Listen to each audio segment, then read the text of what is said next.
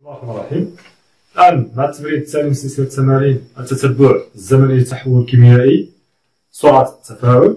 الموضوع التمرين كتقول: ندرس عند درجة الحرارة 20 درجة سلسيوس تحلل الماء الأكسجيني H2O2 إلى ثنائي الأكسجين والماء. إذن تحلل الماء الأكسجيني إلى ثنائي الأكسجين يعني O2 و H2O2 الماء بوجود حفاز.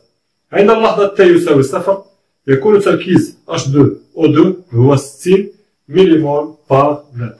إذن H2O2 في T عند T كيساوي 0 عندنا التركيز ديالو هو 60 مليمول لتر موازن في حجم كل قيمته 40 مليلتر.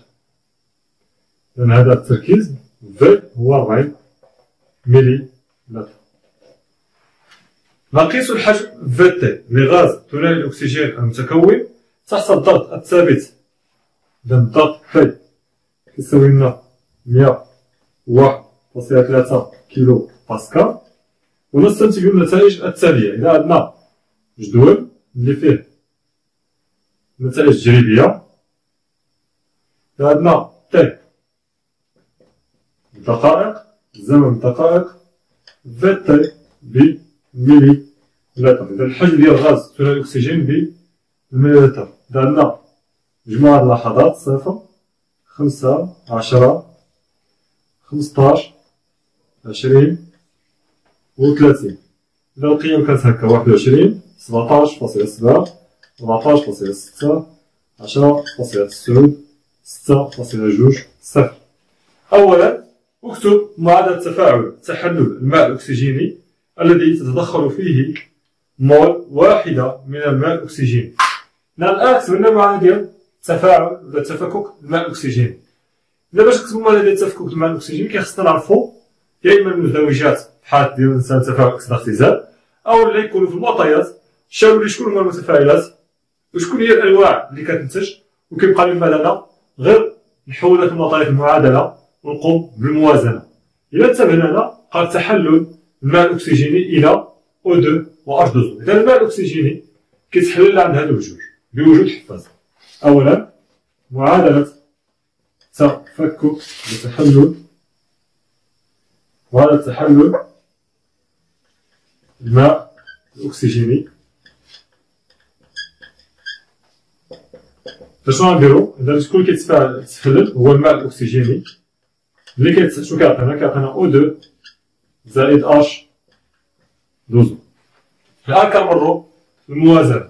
إذا الهيدروجين عندي هنا جوج عندي هنا جوج. إذا الآن الأكسجين علاش أنا خليت الأكسجين هو الآخر؟ لأن الأكسجين عندي في واحد المنطقة بوحدو. دابا أنا الأكسجين هنا كاين بوحدو خليوه هو آخر واحد وزنه، ماشي بحال فاش كنكونو كنكتبو المزدوجات عندنا ترتيب كنحترموه، ولكن فاش كتحط المعادلة كتكون عارف المتفاعلات وعارف النواتج كتبدا كتوازن الأعداد الأنواع من حيث العدد بطبيعة الحال. إلا شتي شي نوع بوحدو كتخليه هو الآخر. علاش؟ لأن في الآخر فاش غتوازنو ما يأثرلكش على أنواع واحد الآخرين. ماشي مثلا الهيدروجين، مثلا الهيدروجين مرتبط مع الأكسجين، أي تغيير هنايا ضربت في جوج ولا شي حاجة حتى الأكسجين يتغير، وخصني نرجع نعاود العملية من جديد. إذا مادام أنا الأكسجين هنا بوحدو نخليوه هو آخر واحد نوازنوه. إذا هنا الهيدروجين عندي هنا جوج هنا جوج، إذا مكاينش إشكال. عندي هنا الأكسجين كاين جوج وهنا جوج وواحد هي ثلاثة. إذا هادي وحدة مع هنا جوج. إذا شنو العملية غندير؟ هادي نضربها في واحد على جوج، إذا نص هادي إذا ها وحدة هنا مع وحدة هنا هي جوج هنا وجوج. ولكن حنا في الكيمياء مكنلقاوش نص جوج زي الآ هاديك، الآ غنضربو المعادلة كلها في جوج. إذا شنو غادي تصبح المعادلة؟ غادي تصبح لنا بأن جوج H2O2 جوج في واحد على جوج هي واحد، إذا زائد O2 ولا كتعطينا O2 زائد جوج H2O. فهذه هي المعادلة ديال التفاعل الآن، وكتبان بأنها متوازنة. السؤال الثاني غنكون احسب الحجم المولي للغازات في ظروف تجريبية. الحجم المولي فين شفناه؟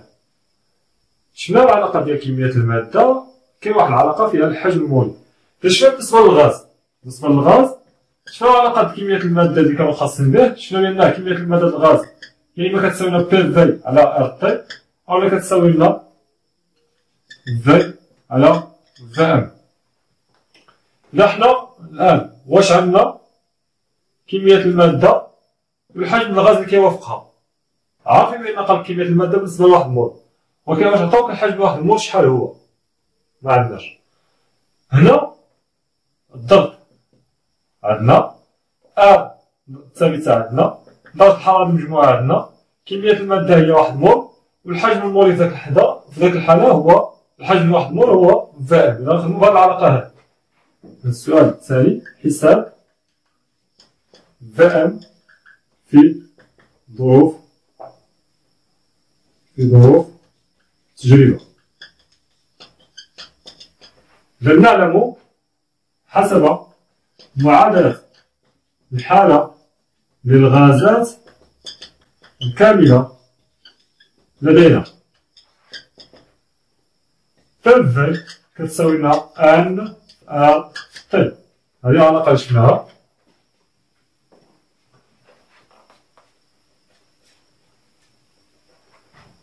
لأن بالنسبة راني نشوفو في كتساوي لنا ار تي. بالنسبة لواحد مول فإن ان كتكون كتساوي واحد مول، يعني كمية المادة هاد ان هي كمية المادة الغاز، يعني غتكون هي واحد مول، و في كيكون كيساوي لنا في ديال واحد مول كيساوي لنا في ام. فاش كنكونو خدامين إلا اعتبرنا بأننا خدامين مع واحد مول، كمية المادة كتكون هي واحد، والحجم ديال داك الغاز داك اللحظة هو الحجم ديال واحد المول، هو اللي كنعرف بأنه الحجم المولي. إذا العلاقة شنو غتصبح؟ إذا العلاقة تصبح إذا بي الحجم ديال واحد المول قلنا هو في ام كيساوي لنا كمية المادة شحال هي واحد ار تي. إذا في ام كيساوي لنا ار تي على بي. مرة نطبق العددي. القيمة ديال ار ثابتة عندنا تما 8.314. درجة الحرارة تي ديال المجموعة شحال هي؟ 20 درجة سلسيوس، هذا تما في المعطيات. إذا 20 درجة سلسيوس، ولكن في هاد العلاقة هادي، في هاد العلاقة كنا خصكم تنتبهوا للوحدات. درجة الحرارة مكتكونش بالسلسيوس، كتكون بالكيلفين، والضغط كيكون بالباسكال، والحجم كيكون بالمتر مكعب. كنا خدامين في نظام عالمي للوحدات. إذا هاد تي 20 زائد 273 هي نديرها هنا 20 زائد 273.15. علاش؟ باش نحول الكيلفين على الضغط بي. شحال الضغط ديال المجموعة؟ هو 101.3 كيلو باسكال، يعني غنضرب في 10 أس 3 من الكيلو للوحدة، كنضرب في 10 أس 3. إذا كنلقاو بأن في ام كتساوي 2.40 10 أس ناقص 2، وهنا غادي يكون باش غيكون بالحجم هو بمتر مكعب مول موان زر.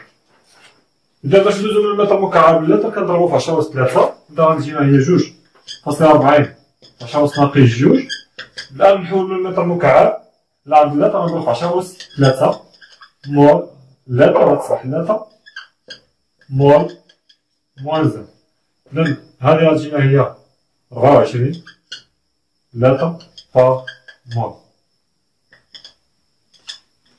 إذا في الظروف ديال هاد التجربة هادي الحجم المولي عندنا هو 24 لتر لكل مول. السؤال اللي من بعد 3 قالك حدد تقدم التفاعل على مختلف اللحظات المدونة في الجدول.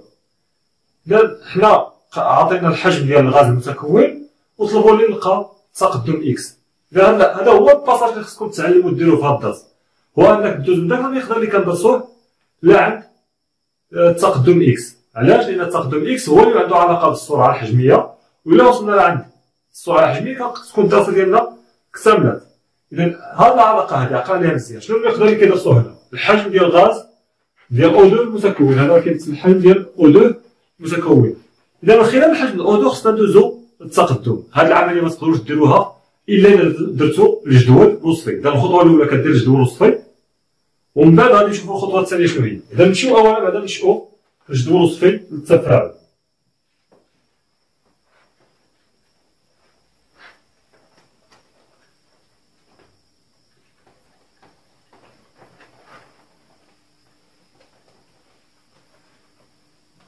هذا السؤال عندنا السؤال 3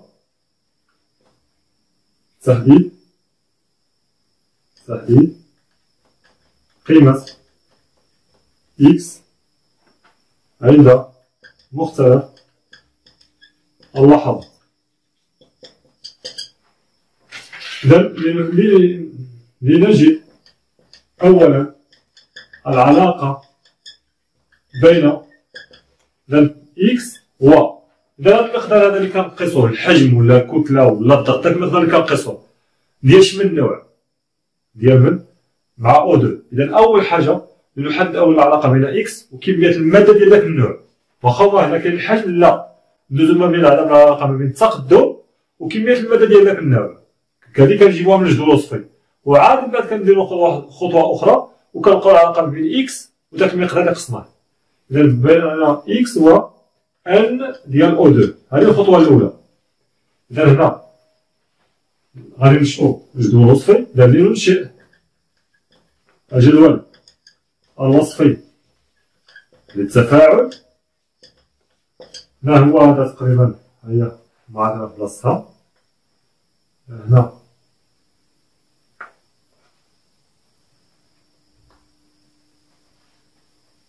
وهذا تقريبا الجدول. هنا معادلة التفاعل، هنا حالة التحول، هنا التقدم، حالة بدئية، حالة تحول، حالة نهائية. إذا صفر إكس ماكس. هنا كميات المادة بالمول. نقسم هنا مع السهم ونقسم مع الزائد هذه هنا. من بعد كنبدا من الجدول ديالي. إذا ال إي ديال اش 2 او 2، ال إي ديال اش 2 او 2 ناقص جوج إكس، ال إي ديال اش 2 او 2 ناقص جوج إكس ماكس. هنا عندي صفر، الماء نقدر نقول عليه وافر. هنا صفر إكس ماكس.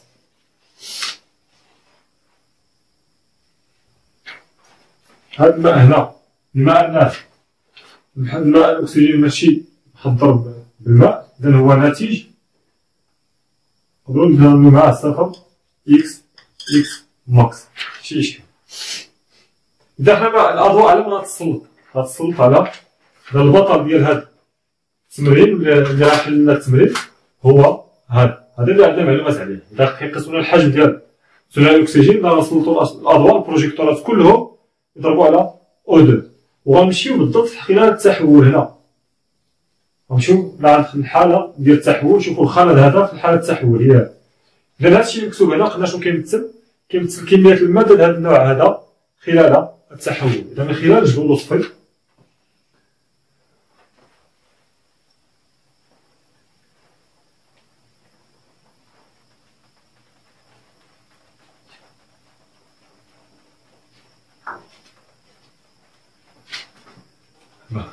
من خلال الجدول الوصفي نجد شنو قلنا. إذا هاد الشيء كمية المادة ان ديال او 2 في كل لحظة عند خلال التحول شنو كتساوي؟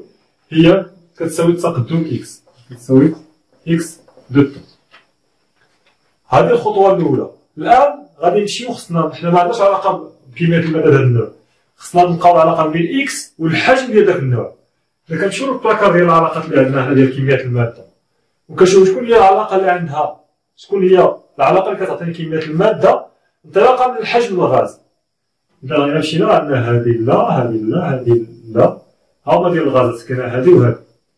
إذا عندنا الحجم المولي ها هو، وعندنا الحجم الغاز، نقدرو نحددو كمية المادة في كل لحظة. إذا عندنا الحجم الغاز، عندنا الحجم الغاز والحجم المولي، نقدرو نحددو كمية المادة في كل لحظة. كنجيبو هاد العلاقة هادي وكنكتبوها هنا، ونعلم أن ان ديال او 2 اش كتساوي لنا؟ هي في ديال او 2 على في ام. إذا نعوضوها. إذا إكس دو تاي كتساوي لنا في ديال أو دو على في إم. إذا الآن إلا بغيت تعرف تقدم إكس في شي لحظة، شوف شحال كان الحجم ديال داك الغاز داك اللحظة وقسمو على الحجم المولي. الحجم المولي راه عندنا هو 24. إذا هنا شنو غنديرو؟ غنعاودو الجدول ديالنا. شنو قالكم هو؟ قالكم حسب الحجم المولي للغاز حدد تقدم التفاعل عند لحظات مختلفة. ومثل إكس كيساوي إف دو تي. إذا خصنا نحدو القيم. شنو غنديرو؟ غنجيو لهنا وغنعاودو نرسمو الجدول ديالنا هكا. إذا تاي بالمينوت، في ديال أو دو غنضربها تاي بالمليلتر، وعندنا هنا غتكون إكس غنضربها تاي. نشوفو بالمول ولا بالمليمول على حسب القيمة كيعطيوها صغيرة ولا كبيرة. نشوفو القيم. عندنا هنا اللحظات 0 5 10 15 20 و 30. إذا هنا عندنا 0 6.2 10.9 14.6 17.7 و 21. هنا إكس دو تي اش كتساوي لنا؟ قلنا إكس دو تي قلنا كتساوي لنا في ديال أو دو على في إم. في إم شحال هي؟ هي 24. في إم هي 24 حنا حسبناها. اش غديرو؟ غتاخد الصفر وتقسمها على 24. غنعطينا صفر 6.2 وقسمها على 24. إذا غتجينا صفر، إذا هنا القيمة غتكون بالميلي مول. إذا 6.2 بالمليلتر غنضربوها 10 ناقص 3 ونقسموها على 24. هنا غتجينا هي 0.52 10 ناقص 3 مول، هي 0.52 ملي مول. إذا شنو غندير مثلا هنا؟ غتاخد الحجم اللي هو 10.9 10 ناقص 3 وتقسمو على 24. إذا غتلقاو النتيجة هي 0.91 10 ناقص 3 مول. غناخدو هادي ونقولو بالملي مول. 10 ناقص 3 هي ملي مول. إذا 0.91 ملي مول. نفس العملية غديروها هنا 14.6 تقسموها على 24. إذا غتجيكم تقريبا 1.22.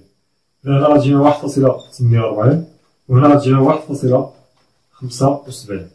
من بعد طلبو منا نمثلو المنحنى ديال التغيرات ديال إكس بدلالة الزمن تي. إذا غنجيو لهنايا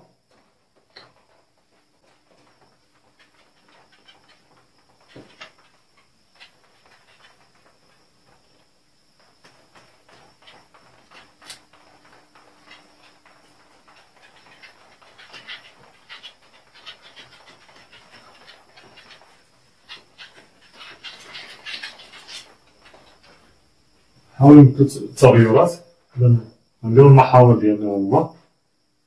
إذا تي بغينا ناخدوها، إذا تي عندنا بالمينوت دقائق، وهنا غيكون عندنا إكس باش بالميلي مول.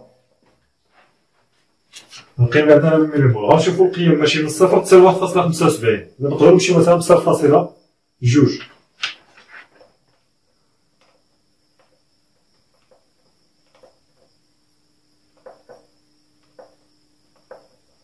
0.2 0.4 0.6 0.8 0.9 هي 1 1.2 1.4 1.6 1.8. لا هنا غندير رقم 1.2 غنزيد هنا هاد الصفر 0.20 60 80 1 باش يجيكم التمثيل بسيط. بالنسبة للدقائق ماشي من هنا 0 5 10 15 نمشيو ب 5 مثلا 5 10 15 20 29 30. هذا القيمة الأولى عندنا صفر صفر ها النقطة الأولى د المنحنى. هنا في اللحظة 5 عندنا 0.52 تقريبا هنا. في اللحظة 10 عندنا 10.9 ماشي 10.9 هنا كنشوف هادو هاد الخانة هادي نضربو عليها منحتاجوهاش. إذا 5 0.10 عندنا 0.91 هنا.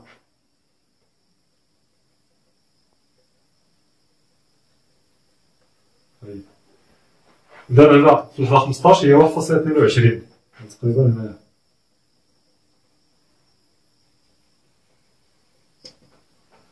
في اللحظة 20 عندنا 1.48 تقريبا هنا.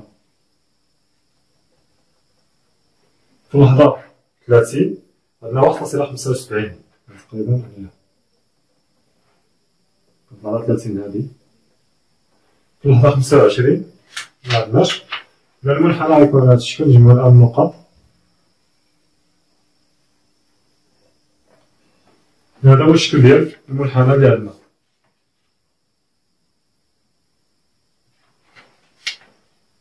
الآن من خلال المنحنى هذا كنقدرو نحدو الصور الحجمية في كل لحظة بطريقة المماس كما شفنا وكما غنشوفو في باقي التمارين.